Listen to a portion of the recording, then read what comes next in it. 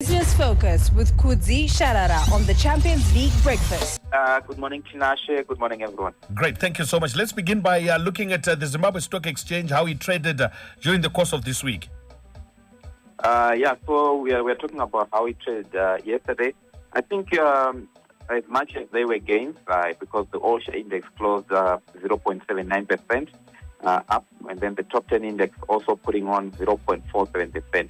But you can see that those gains are significantly lower than the gains that we're now accustomed to during the past 2 weeks, where we were seeing gains of more than 3% in any given trade. So there was a significant slowdown, although the market is still positive. I think in some counters there's a bit of profit taking, and then I think also in some counters that have been struggling, I think some investors are seeing gains being recorded elsewhere, and they are deciding to realign their portfolios, maybe sell struggling companies and buy those that look to be doing well, which I think is not a good strategy, because I think the horses have already bolted, and those that have made money have already made money, and most are actually looking at whether they can take some profits depending on where else they can invest their cash.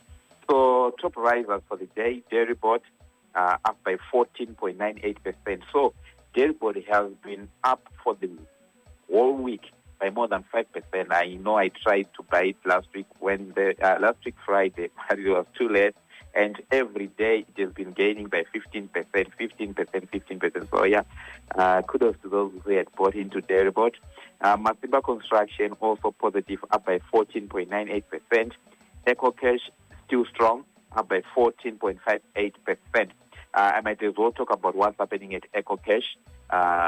They've since moved most of their fintech businesses, including the platform that we popularly know as Eco Cash, which is a mobile money transfer application. It has been moved back to Econet Holdings, where they believe they can leverage better and make it a better business than it was when it was under Eco Cash Holdings. So what is left with Eco Cash Holdings is now only Stewart Bank.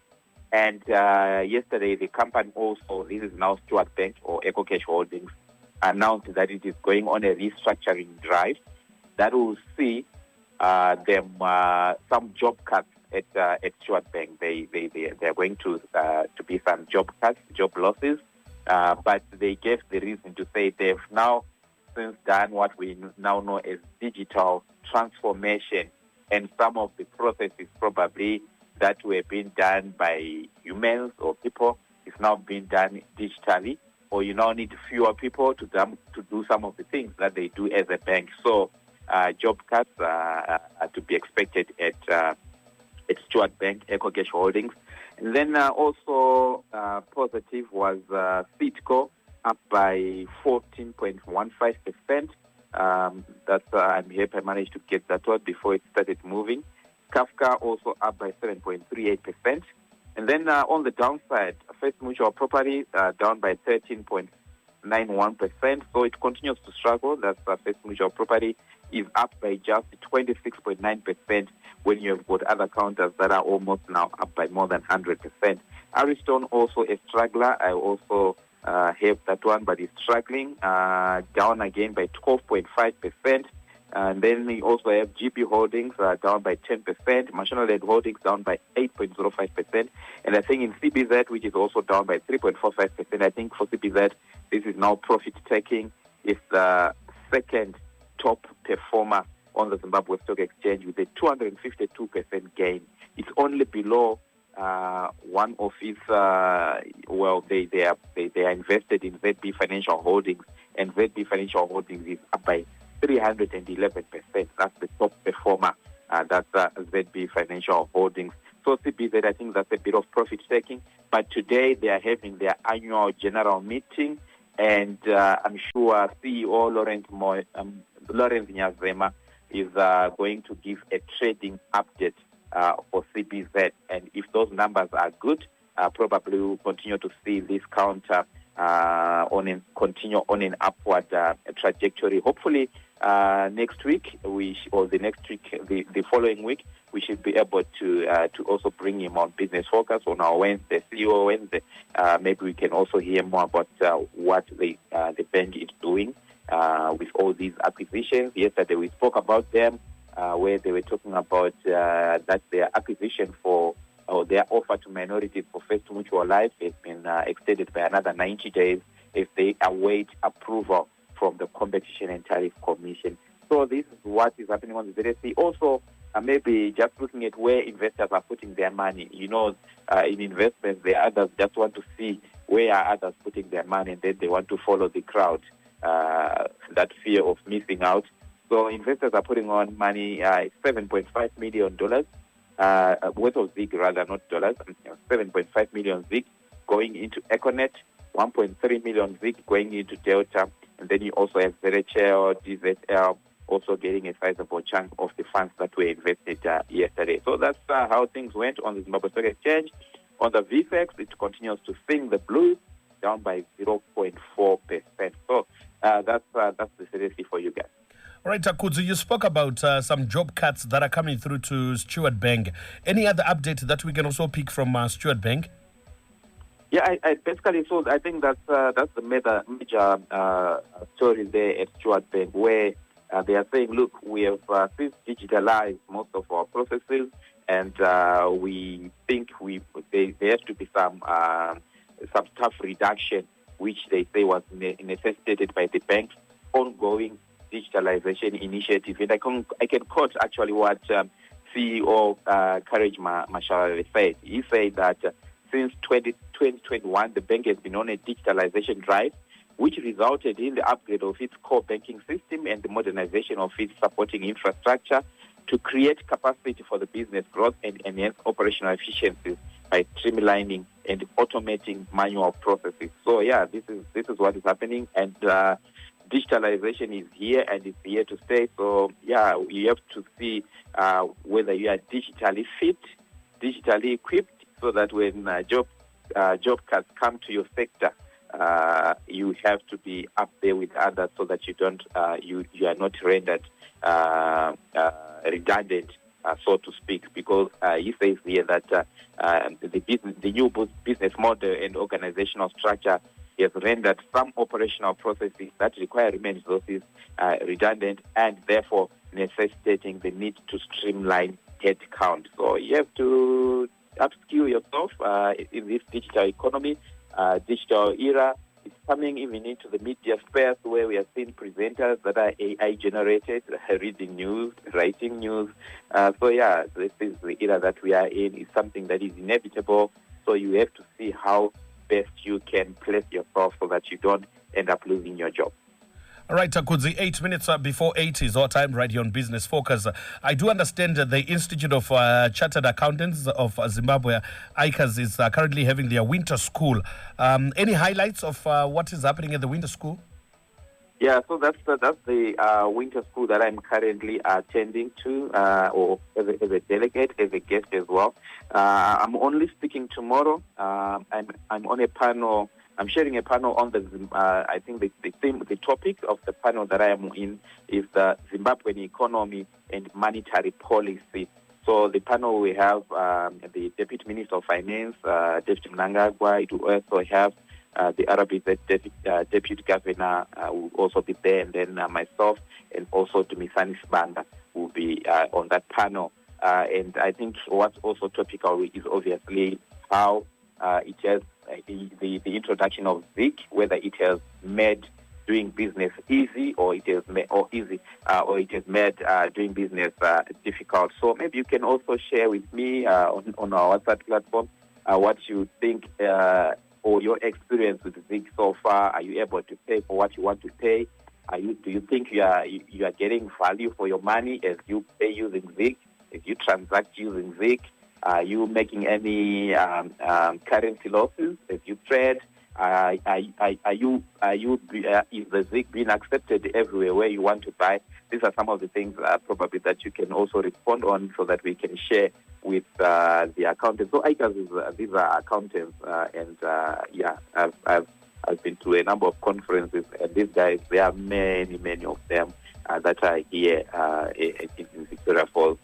So it will be an interesting one. There are also going to be some presenters. I think today one of the presentations is from the ZB Financial Holdings CEO, Shepard Fungura, who's talking about his theme is the art of relevance, reimagining your value proposition. So that will be an interesting one. There is also a panel on climate change. As they are saying, it poses the biggest risk, and also looking at the opportunities that it brings. So that's another topical issue that they're going to be talking about. So yeah, that's what's up with the ICAS annual winter school conference. All right, Kudzie. So during the course of the week, on Wednesday, we spoke to the Chief Executive Officer of the Confederation of Zimbabwe Industries, Sekai Kuvarika, talking about the SADC Industrialization Week. What is the latest update that we've got at the moment? Thank you, Tinashe. So I think yesterday they were giving an update in terms of there's one of the interesting aspects of this SADC Industrialization Week, which has not been part of the previous SADC Industrialization Week, is the coming in of the what they call investment promotion agencies in the form of in Zimbabwe we've got VITA. That's our investment promotion agency, VITA. But so the update there is that they've since had confirmation from the investment promotion agencies from Mozambique, Mauritius, Namibia, and Botswana, and they are still to get responses from Zambia, Angola, Malawi, Lesotho, South Africa, and Seychelles. So yeah, it's all systems go on the SADC Industrialization Week, and the investment promotion part of it, which will be I think the guest speaker will be the vice president, will be the guest speaker at the investment promotion or investment forum day, which is day 2, and then I think official opening will be done by President Mnangagwa again on day 5, which is on a Friday. So yeah, that's update I can give you in terms of the SADC industrialization, and also not forgetting today, Tinashe. Today is Friday, so the Business Weekly is out, and some of the top stories that are in the Business Weekly. There's one that says Chrome exposes Chrome export in Zimbabwe. So it seems like there are some corrupt border officials that are reportedly bleeding millions from Zimbabwe's economy after investigations unearthed some irregularities in the country's chrome exports. And I think that's some investigations that have been done by Business Weekly, where which has revealed that similar officials are allegedly forging documents meant for chrome producers with special export permits that are being used to facilitate illegal export of raw chrome. And that's one of the stories there that you can find in the Business Weekly. And then also there's another story that says trust issues haunt Zim financial services sector. So apparently there are some trust issues. I think especially when you look at the savings culture, why are Zimbabweans not saving, and why are they not using the formal sector rather to save? You know, you can save under your pillow, you can save under your mattress, but if you are not saving through our formal banking channels, we can do little with that money. Yes, you can save and do what you can with your money, but as a country, we are losing out because those savings, and another form of savings is the pension through pension funds, where you contribute to a pension fund, and the money that you contribute to a pension fund is then used to develop the country, to put up infrastructure, and so on and so forth. But if we are not, like the other day, we were talking about pension funds that are actually facing dissolution, and this is what the article is talking about. It all comes to trust issues. If you don't trust your pension fund, if you don't trust your bank, you are unlikely to use them. And I think that is a challenge that we have as a country, and that's one of the reasons why we end up having National Treasury, that's the Ministry of Finance, funding most of its projects from the national budget, which is not ideal in any economy. We need to fund our project from long-term capital, and part of that investment comes from what we save through normal financial systems. But anyway, trust issues on Zimbabwe's financial services sector. And another maybe interesting story is that with Neo Chivayo's IMC gets licensed to partner Elon Musk Starlink. So it's finally official. We had it. It was said before by the president, but it's now official because it is reported that Fortran has approved the application by local firm IMC Communications, owned by Neo Chivayo, for a license to provide internet services in Zimbabwe under a partnership with Starlink. So I understand that the approval was just made this week by Fortran, and it was confirmed by the CEO or the managing director rather of IMC, that's Dani Marandure, who has confirmed that they now have a license. So interesting times ahead in the digital space, where we have already seen the likes of Econet. They are boosting their numbers. Yeah, so that's Business Focus. Okay, thank you so much, Kudzie, for Business Focus. We appreciate, enjoy your time in Victoria Falls. We hear from you. That will be on Monday. Thank you so much. Thank you, Tinashe.